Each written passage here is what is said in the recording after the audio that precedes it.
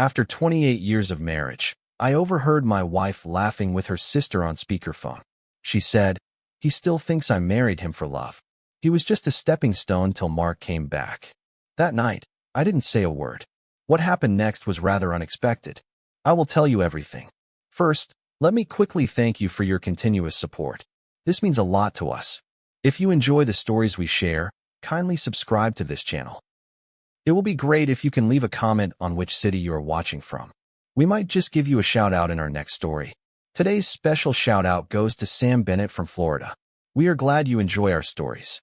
Now let's go deeper into the story. I used to think stability was its own kind of love. Not the roses and candlelight kind, but the quieter sort. Bills paid on time. The smell of her coffee before my alarm even buzzed. The way she always reached for my hand at the grocery store without saying a word. I was Jack McCarthy. Husband. Father. Spreadsheet guy. The man who filed taxes early and remembered to rotate the tires. After 28 years, I knew the rhythms of our home better than I knew myself. Every creak in the hallway. Every sigh from Linda's side of the bed. Every routine Wednesday dinner. And in my own mind, I thought that was enough. That being the man who never left was the same as being the man she truly wanted. I told myself that for nearly 3 decades, until I overheard the truth, raw and reckless, floating through the hallway one unremarkable Thursday evening. Linda had always been chatty when she was with her sister, Marcy. That night was no different. I'd just come in from sweeping the porch, the sun fading low across the top of the hedges, and I remember the way her laugh carried. Light. Almost girlish. I paused outside the kitchen doorway, not eavesdropping exactly, just lingering like I always did. And there it was, clear as crystal. He still thinks I married him for love. He was just a stepping stone till Mark came back. A beat of silence followed. Then both women burst into laughter, that cruel, snorting kind only sisters seemed to get away with. My heart didn't drop. It calcified, froze mid-beat like it forgot how to work. I didn't say anything that night. Didn't slam a door, didn't confront her. I just walked quietly past the doorway, muttered something about the garbage cans, and locked myself in the downstairs bathroom. I sat on the closed toilet for nearly an hour, hands folded between my knees, staring at the floor tile I had laid myself 15 years ago, grout lines still sharp, still perfect. My stomach was tight, but not from rage, from shame, that I'd been living in a delusion, fat and happy in a house built on false promises. Linda came in later like nothing happened, brushing her teeth, asking about the HOA meeting, and I nodded through it, watching her mouth move in the mirror like it belonged to someone else. I don't know what hurt more, that she said it or that she was so casual about it. The next morning, I got up at 5, like I always did, made coffee, packed a bagel for work, and instead of heading to the office, I drove to a parking lot 2 blocks away and started making calls. First to Frank, an old friend from my precinct days, now retired and spending his mornings fly fishing. He still had connections. "You need a PI?" he asked, no judgment in his voice. "Yeah," I said, quiet and thorough. By noon I had a name. By 3, I had a meeting. I told Linda I was working late. She barely looked up from her tablet. That night, I sat in a stranger's office while he clicked through a laptop, taking notes on everything I remembered, dates, suspicions, names. "You think she's seeing him again?" he asked. "I think she never stopped," I said. And even then, I was surprised how steady my voice sounded. Days turned into weeks, and I played my role with Oscar-worthy precision. I still kissed her forehead in the morning, still asked how her Pilates class went. But beneath the surface, I was moving pieces like a man planning his escape from prison. I checked our bank statements late at night. Noticed transfers, old credit card charges I never questioned before. I started collecting receipts, screenshots, anything that could be used later. I met with an attorney discreetly, learning the ways to protect myself, to tighten the financial seams. It wasn't vengeance. It was clarity. Pure, brutal clarity. If I had been a stepping stone, fine, but I'd be damned if she'd still be standing on my back by the time this was done. She made it easy. Mark wasn't some mystery man. He was her college flame, the one that got away, or, more accurately, the one who came sniffing back around every 5 years, just long enough to stir the pot. I remembered him showing up at our 10-year anniversary party. Linda's eyes lit up like he was her favorite song on the radio. I told myself then it was harmless, that I was being insecure. But that laughter with her sister? That shattered any illusion I'd built. She had waited on a man who never stayed. And I had been the couch she sat on until he did. One night, about 3 weeks in, I sat across from her at dinner. Pot roast, her specialty, and I watched her laugh at something on her phone. Probably Marcy again. And it hit me that I didn't know who this woman really was. I had loved a version of her that maybe never even existed. I stabbed my fork into a carrot and asked, "You ever think about what life would have been like if you married Mark?" She blinked, surprised. "Mark? God, no. He's a disaster." She chuckled and shook her head. "You're the only man I've ever trusted with my future." It was a lie. I could see it in the way her eyes didn't meet mine. But I smiled anyway. "Good," I said. "Just wondering." That night, I didn't sleep. I laid in bed beside her, listening to her breathing, wondering how many times she'd rehearsed that line, wondering how many times I'd swallowed them. I kept waking up before the alarm, not from nerves exactly, but from something sharper, more surgical. Focus. That's what it was. The kind of clarity that cuts through the fog of routine like a scalpel. I'd spent years sleepwalking through my own marriage, brushing my teeth beside a stranger, making love to someone who saw me as a utility, a placeholder. But now, every morning came with a mission. The first thing I did each day was check the progress report from the private investigator, a wiry man with a quiet voice and eyes like a hawk. He didn't waste time on theories. He sent facts, photos, timestamps, phone logs, hotel bills, a printed invoice from a seafood restaurant 2 towns over where Linda had ordered wine and shared dessert with a man I used to shake hands with at cookouts. Mark, my ghost rival, now flesh and blood. I kept everything in a black binder I hid in my tool chest behind the pliers and socket wrenches. It felt appropriate somehow. Burying the evidence in a place Linda never ventured. I couldn't believe how much of her life I'd missed. Or ignored. That was the bitter pill. The realization that some part of me had known for years, had chosen not to look too closely, because facing the truth would have meant tearing down the only thing I'd built that looked like stability. I wasn't just grieving the betrayal. I was grieving the part of myself that had bought into the lie. I'd worked 2 jobs in the early years, refinanced the house twice, sold my motorcycle to help pay for Anna's college tuition. And all the while, I thought I was doing it for us. But there was no us. Just me, and a woman waiting for someone else. One Saturday morning, Linda hummed while folding laundry, chatting about a new couple who'd moved in down the street. "They're from Denver," she said. "Really sweet. She's a yoga instructor, and he's a software engineer." I nodded, pretending to listen, but all I could think about was the receipt I'd seen the night before.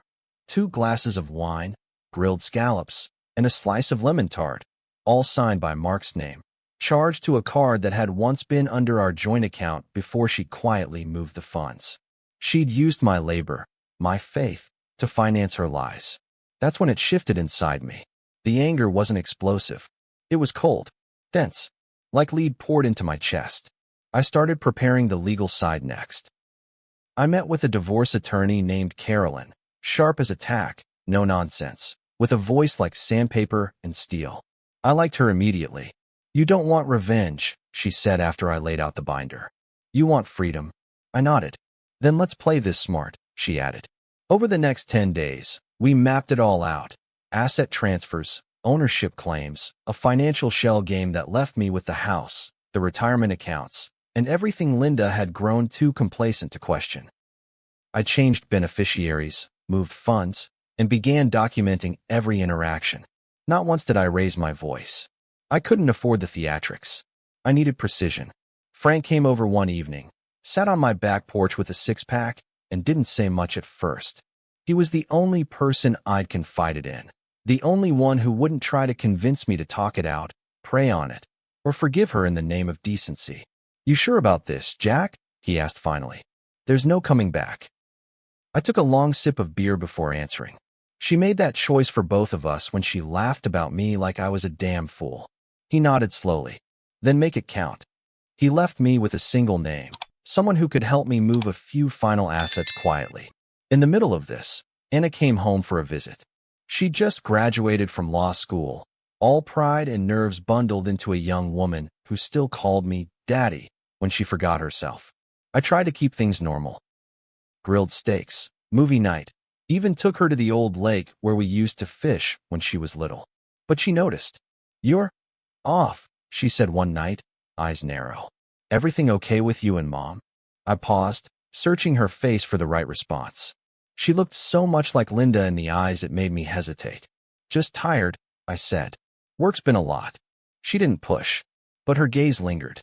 The irony is, Linda seemed happier than she had in months. Smiling more, cooking new recipes. She thought I was mellowing with age. I wasn't. I was disassociating, pulling myself out of the narrative so I could rebuild it without her. And yet, there were moments, brief, disorienting moments, when I missed her. Or rather, missed the version of her I used to believe in. One night we sat on the porch drinking iced tea like old times. She touched my arm and said, "I've always felt safe with you, Jack." I looked at her and almost said, "Then why didn't you stay loyal?" But I just nodded. Let her hold onto her illusions. The truth would be hers soon enough. The last piece came into play when I discovered the old joint checking account had been closed. Linda never told me. She'd opened a new one in her name only and moved half the balance over. That was the final nail. I called Carolyn the next morning and said, "It's time." She began filing the paperwork. Quietly, strategically. We would serve her only after I secured the house deed fully in my name. Linda thought we were just refinancing. I watched her sign those documents with a little flutter of excitement in her voice, talking about putting in new tile for the kitchen. I just smiled, handed her a pen, and let her sign her share away. That night, I slept soundly for the first time in weeks. There was nothing left to prepare. The pieces were all in place. I had the truth, the plan, and the patience. And Linda? She was still humming in the kitchen, still living in a dream where I didn't know she'd never really loved me. She was about to wake up. The day the house became mine, it rained like hell. Sheets of water slapping against the windows, gutters overflowing, and the driveway slick with runoff. Linda hated the rain, said it made her feel trapped. I, on the other hand, welcomed it. There was something about the way a downpour stripped everything bare, no disguises, no filters. Just raw weather, unapologetic and unrelenting. Fitting, really, because under the surface of that storm, the final pieces of my plan were snapping into place. Carolyn had sent the paperwork that morning. The house deed was now solely under my name. The financials locked, and the motion for separation had been filed. All that remained was the confrontation, unavoidable now, and closer than ever. Linda had no clue. None. She floated around the house humming again, fussing with curtains she hadn't cared about in years, rearranging vases like she was nesting. Maybe some subconscious part of her sensed something shifting, but she said nothing. Instead, she came into the living room that evening holding 2 mugs of tea and said, "You've been different lately." Calmer. I looked at her then, really looked at her. This woman I had spent more than half my life with. She wore her hair up, her favorite lavender sweater on, the one I bought her for our 15th anniversary.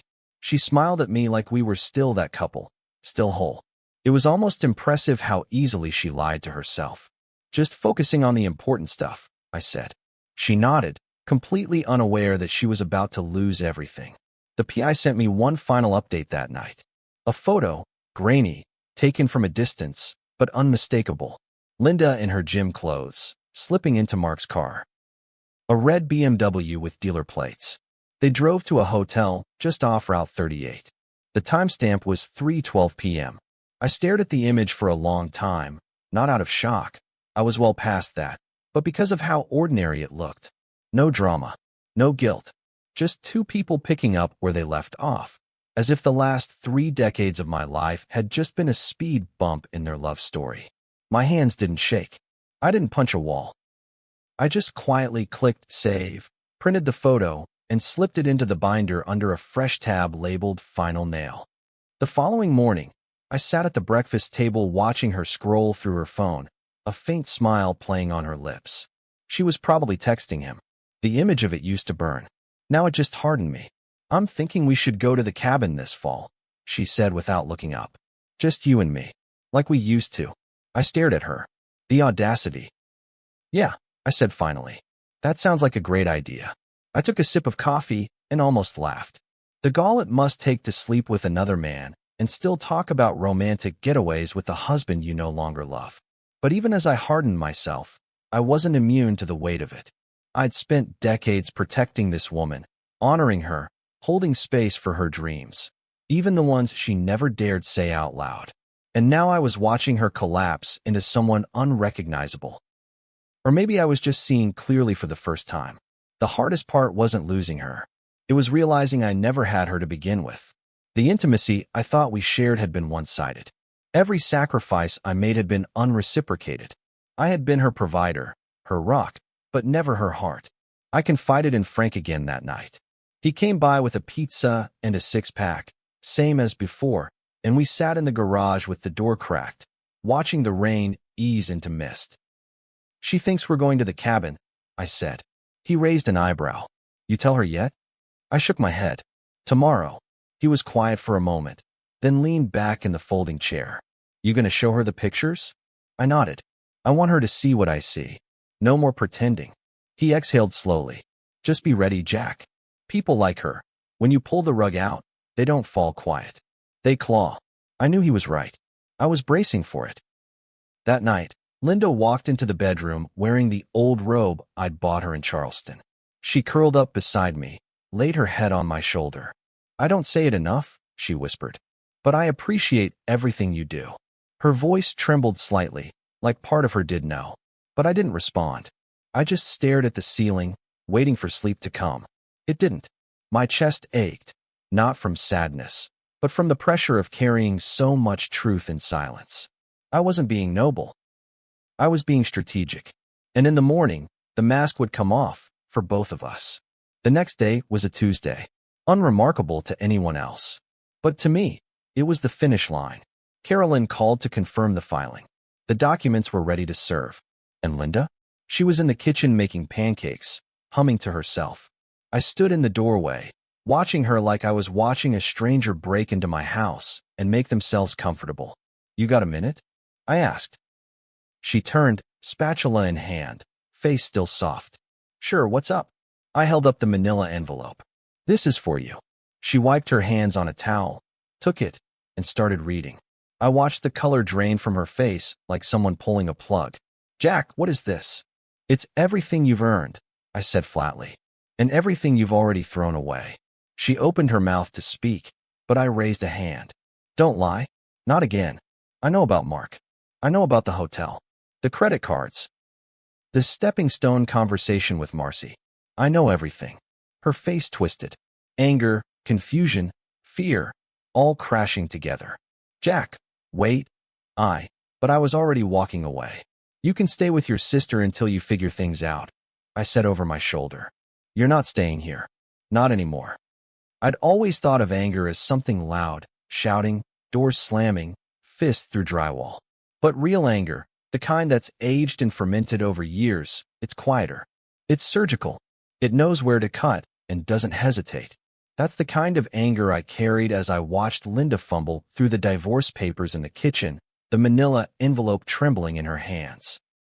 Her lips moved without sound at first, eyes darting between paragraphs, trying to find a loophole, an escape clause, some mistake that might undo what she'd never thought possible. Then she looked up at me like she didn't recognize me. Jack, she breathed, what are you doing?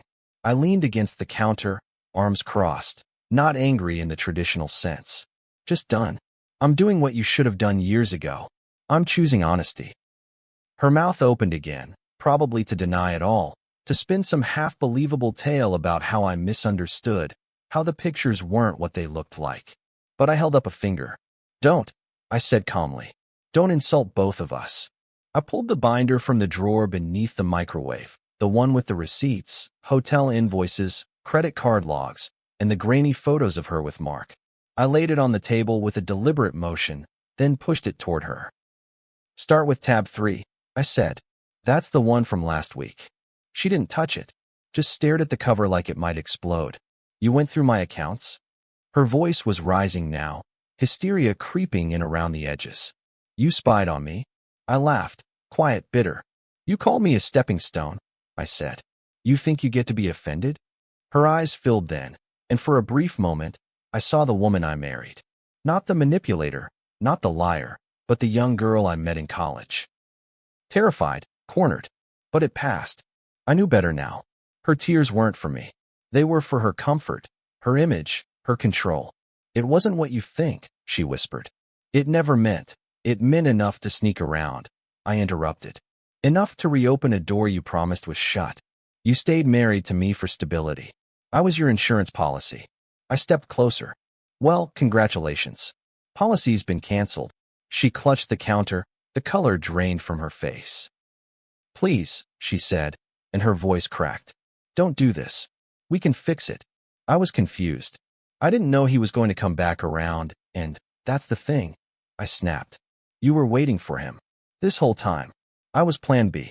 You made a home with me, built a life with me, while holding a candle for someone else. My voice stayed low, but the venom in it was unmistakable.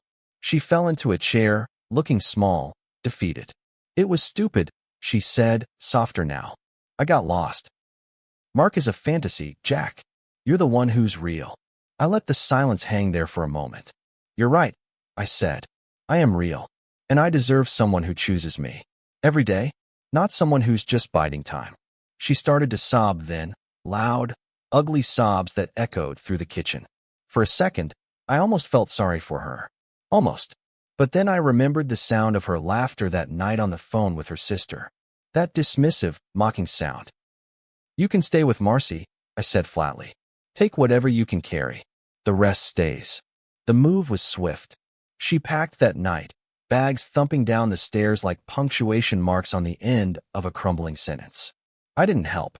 I sat on the porch with a blanket around my shoulders, watching the clouds roll over the moon. Frank offered to come by, but I declined. Some moments you have to own in solitude. Around midnight, she stood at the doorway, suitcase in hand, face streaked with tears and mascara. You're really kicking me out? She whispered. After everything? I stood slowly, walked toward her, and met her eyes one last time. After everything, I said, this is the kindest thing I could do. You don't have to pretend anymore. She didn't respond, just nodded, turned, and left. The door clicked behind her, gentle, final. I locked it. Then I leaned my back against the wood and exhaled a breath I'd been holding for 28 years. The silence that followed wasn't empty. It was clean. No deception hiding in corners. No waiting for another shoe to drop. Just stillness. I walked through the house slowly after that, room by room, touching the back of chairs, the mantel, the edge of the dining table, claiming it, not as a husband scorned, but as a man finally awake. The next morning, Linda tried to call, then texted, then left a voicemail. I didn't listen. I blocked her number, then forwarded her attorney's contact to Carolyn.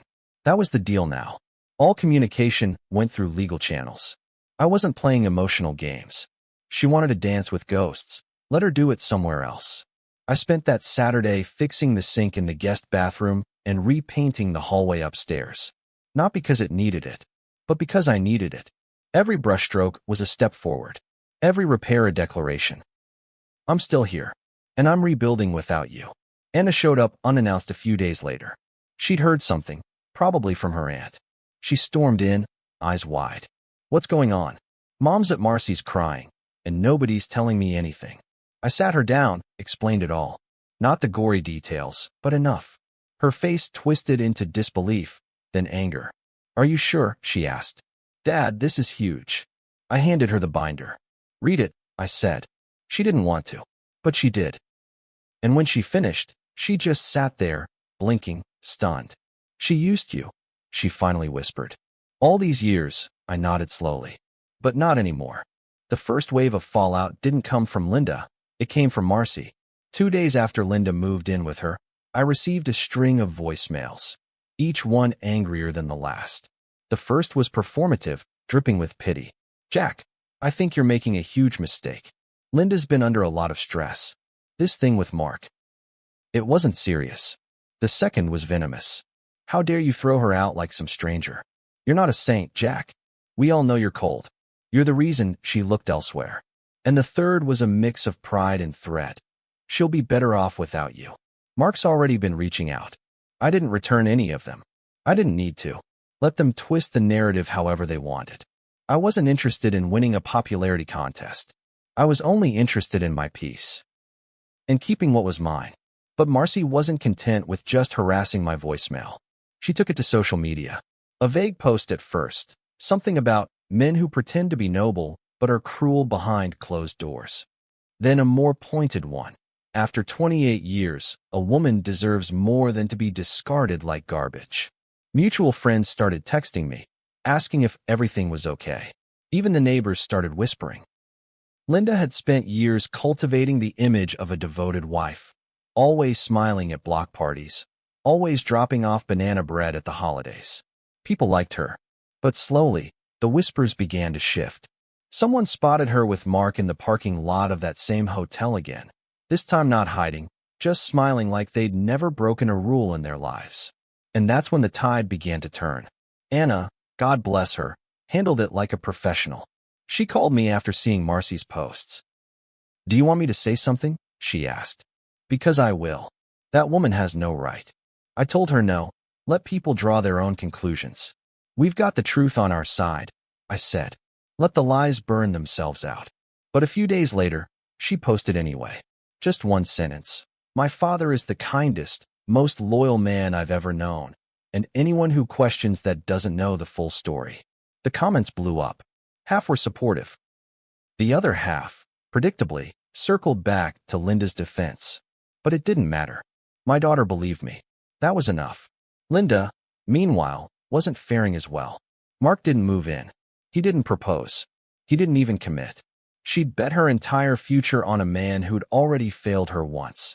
And he did what men like him do. Flattered her, used her, and disappeared. Marcy told Anna, and Anna told me. "She's devastated," she said over the phone, her voice low. She thought he'd be there. But he's gone cold. I didn't gloat. I didn't smile. All I felt was nothing. Just a kind of tired finality. Like watching a storm pass that you'd spent months preparing for. Linda made her bed. I wasn't going to rescue her from it. Still, the silence after the confrontation was heavy. There were moments when the house felt too quiet. Echoes in the hallway. A strange stillness in the bedroom. I started sleeping with the door cracked open, letting the hallway light spill in just enough to soften the edges. I wasn't lonely, not exactly, but I was adjusting. And with every passing day, that space, once filled with her presence, became more mine. I reorganized the kitchen, threw out the throw pillows she loved, repainted the den a deep navy blue. I cleared out the guest room and turned it into a music room, brought up my old guitar from the basement. For the first time in years, I played for no one but myself. Deb, my next-door neighbor, stopped by one afternoon. She was a widow in her early 60s, sharp-eyed and quick-witted. We'd always exchanged polite greetings, but never much more. This time, she brought banana bread, same as Linda used to do, and a quiet look of concern. "Heard some things," she said gently. "Thought you might need a little sugar in your life." I chuckled, let her in, and made coffee. We talked for over an hour. About nothing heavy. Books, weather, the ridiculous new HOA policy about mailbox paint. But just before she left, she paused at the door. "You know," she said, "people see what they want to see. But the truth has a funny way of sticking around." I nodded, appreciating the clarity in her eyes. "Thank you," I said. "That means more than you know." The next week, Linda sent a letter. Not through a lawyer, handwritten, in her familiar cursive. It was 5 pages long. A confession of sorts. She admitted to waiting for Mark, admitted that she'd let herself grow comfortable in a lie. "I wanted stability, Jack.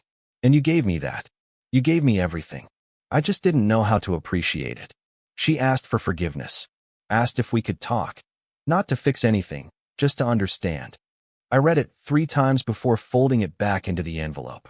Then I tucked it into the back of the binder and locked it away. I wasn't ready for that conversation. Maybe I never would be. Some apologies come too late. Not because the words aren't sincere, but because the damage was done in silence, in smirks and secrets, not shouts. That Friday, I sat on the porch again, same chair, same blanket. Frank came by, handed me a cigar, and we lit up under a quiet sky. "She'll keep trying," he said. "You ready for that?" I nodded. "Let her try," I said. "The door's locked for a reason." He smiled, tapped ash into a plastic cup. "Proud of you, man. Most guys would have snapped." I didn't say anything at first, just watched the wind stir the branches. I wanted to, I said eventually. But I knew if I burned it all down, I'd be the villain in her story.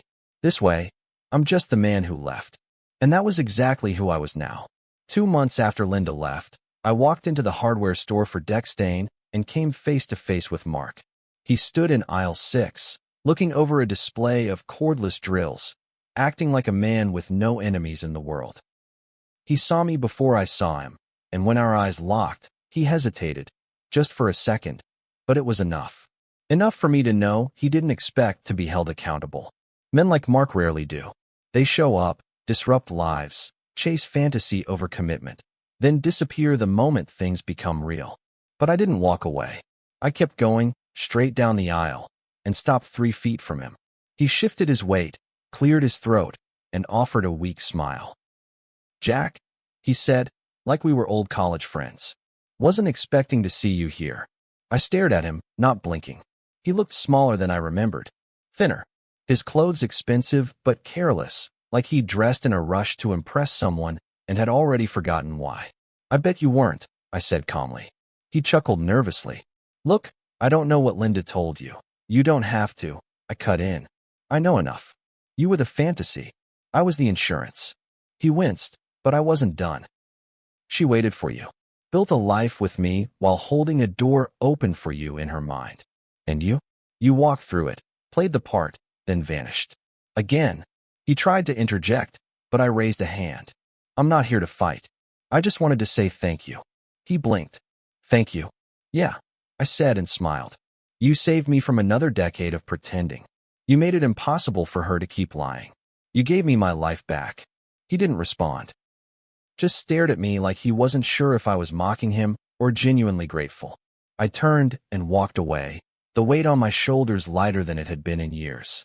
That was the last time I ever saw him. Back at the house, the seasons had started to shift. The air had a bite to it now, the leaves along the fence just beginning to burn orange and red. I spent more time outside, tending the lawn, fixing the back steps, building a new fire pit in the yard. Work that used to feel tedious now felt sacred. Each nail, each shovel of soil, a way to reclaim something that had been taken from me. Deb came by again, this time with apple muffins and a small potted plant. "Peace lily," she said, placing it on the porch rail. "They're tough. They bounce back even when you forget to water them for a while." I smiled and nodded. "Sounds like me." She stayed a while, sipping tea as we watched the sun drop behind the neighbor's rooftop. "Linda stopped by," she said after a long pause. "Looking for you." I didn't tell her anything. I nodded slowly. "She's still looking for closure. You gonna give it to her?" I exhaled through my nose. "I already did. She just doesn't recognize it." Deb gave a soft laugh, one of those sounds that said she understood more than she let on. "Well, for what it's worth, the neighborhood's quieter now. Cleaner, too." "Funny how that works," I replied. Linda sent one more letter in early October. This time, it was only a page. "I know you'll never let me back in," it read. "I know I lost the right to ask for that. But I wanted you to know I did love you. Maybe not the way you deserved, but I loved you in the only way I knew how." I sat with that line for hours. Not because I believed it, but because I needed to know I could read it and still feel nothing. And I did. The tether was gone. Whatever part of me had once needed her validation no longer existed. That night, I burned the letter in the fire pit and watched the ashes lift and scatter into the wind like bad dreams finally waking up. Anna came home for Thanksgiving. She hugged me longer than usual when she arrived, her eyes scanning the walls like they held new meaning. "The house feels different," she said. "Lighter." We cooked together, watched old movies, played Scrabble until midnight. For the first time since she was a kid, she asked about my life. Not just how I was doing, but what I wanted next. "You ever think about dating again?" she asked cautiously. I grinned. "I think about hiking again. That's enough for now." She nodded, satisfied. As long as you're happy. I looked at her, really looked at her, the woman she was becoming, the loyalty in her eyes. I am, I said. For the first time in a long while, I really am. The porch became my sanctuary. Every evening I sat there with a cup of coffee or a glass of bourbon, watching the sun dip and the sky bruise into night. No more secrets. No more waiting. Just the sound of wind in the trees and the distant hum of life continuing without me having to hold it together for anyone else. I wasn't angry anymore. I wasn't even grieving. I was simply aware of my own strength, my own silence, my own right to be chosen, not settled for. I was never a stepping stone. I was the damn foundation. And now, I was finally standing on my own. If this story hit home, if you've ever been the one quietly holding everything together while someone else waited for a different life, drop a comment. Tell us what part spoke to you. And if you've ever walked away from something that looked whole on the outside but was hollow at the core, let this be your reminder. Peace doesn't come from being chosen. It comes from choosing yourself. Subscribe for more stories where silence ends and the truth begins. See you soon in the next story.